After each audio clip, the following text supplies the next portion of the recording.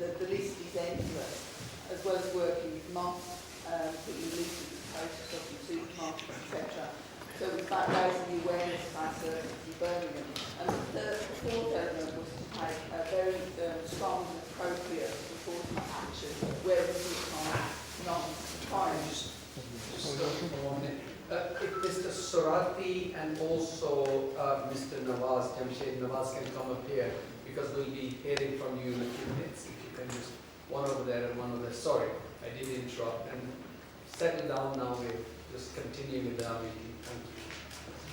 Thank you. Yeah, sorry.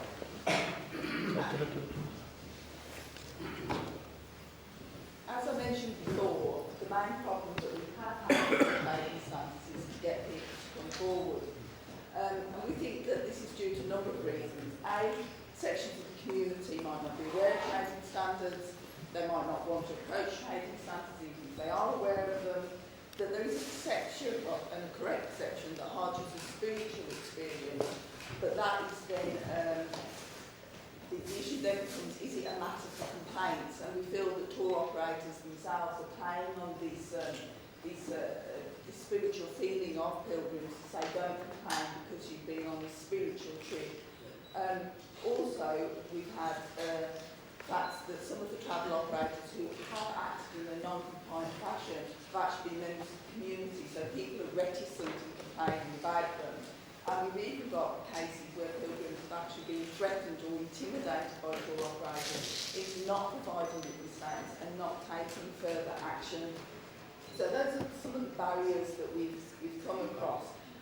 In 2011, we had a very highly publicised case of fraud where a particular gentleman was in prison for 15 months. That highlighted that case meant that last year a lot more people came forward to Birmingham trading standards and actually made that contact either through ABH or through coming to us directly. And that has enabled us to take significant investigation. The legislation we use is the Consumer Protection from Unfair Trading Regulations, which means that all descriptions that should be given to people are accurate and truthful. We have tour regs, which means you should be given an itinerary and other information. And the companies that you use for the tours should be at arm's length. And primarily that's where we start our investigations. There is also the issue of the visas. The visas come from the Ministry of Hajj. They're distributed to about 150 legitimate traders. But what we're finding is happening is those visas, they're being traded on the black market.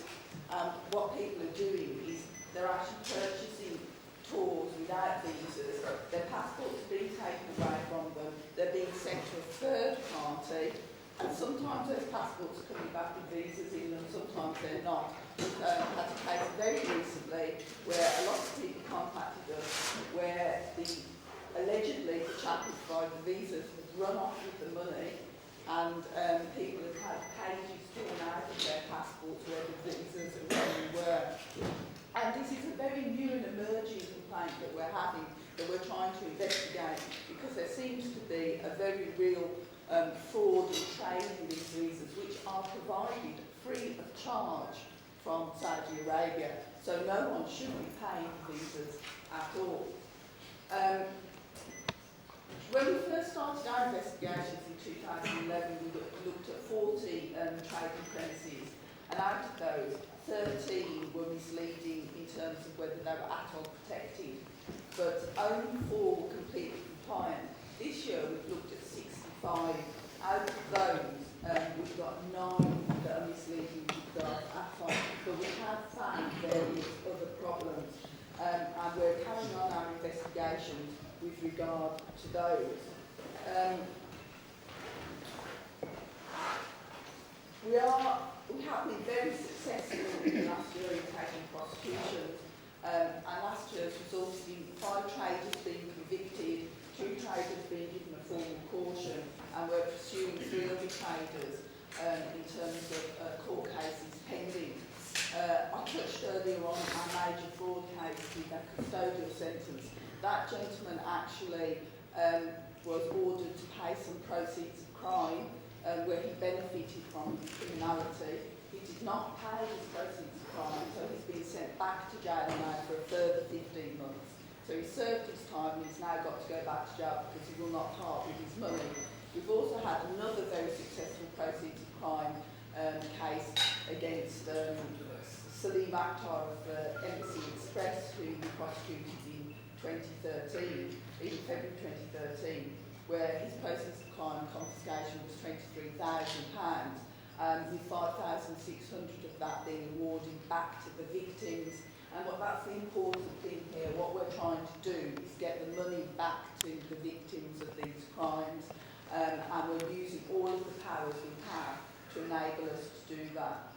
We've got 2 cases currently under investigation with large groups of tourists, but we've also got a case where we have had people stranded at airports very recently, where we as Birmingham Trading Standards have intervened with the traders because they've either been stranded there with no tickets, so we've either got them the tickets to get onto their flights, or we've managed to get them their money back. And altogether, the redress that we have obtained for those stranded victims has been £163,000, which they would have been deprived of if we didn't make sure that the traders knew we were taking very strong enforcement action in relation to this. I think the key here is that what we are calling for through the National Trading Standards Board is for a more strategic approach taken across the country. This is not a problem that is isolated to Birmingham, although it sometimes feels like it because we're being very successful in taking prosecutions. And we want to make the National Trading Standards Board aware that what we would like from them is some strategic support in enabling us to go forward and take this on as a national issue that needs a national response. Thank you very much. Thank you. Thank you very much for that very comprehensive sort of report on what you've done and how the National Association of Trading Standards, how they can help. For those friends who've come a little bit late, and particularly the media that we've already talked about, almost 25,000 people who go for Hajj every year. Sadly, there are growing numbers of fraud, and we've got 2 gentlemen here who will talk about that, and we've also got the police officers who will tell us the action that they've taken. But what I want to say is that out of 130,000 people who travel annually, the majority have a very good experience of Hajj and Umrah. Out of the 25,000 people who go there, the majority are satisfied with the services that are provided. There is a small number, as Shajila said, where the tour operators who actually tell people not to make any complaints because it's a journey of their life and their Hajj can be spoiled, and their Hajj, they will not get the sawab because or should not complain about it, and they should. And I've been on a Hajj journey when I've asked people and they said the whole idea of Hajj is suffering. Actually, it's not. The whole idea of Hajj is enjoying, and you should enjoy it, not suffer. You're paying a very good price, and you should get the value for money. And Shajila, you and your colleagues have been doing wonderful work. Thank you very much. And I'm sure that other people have similar experiences. So.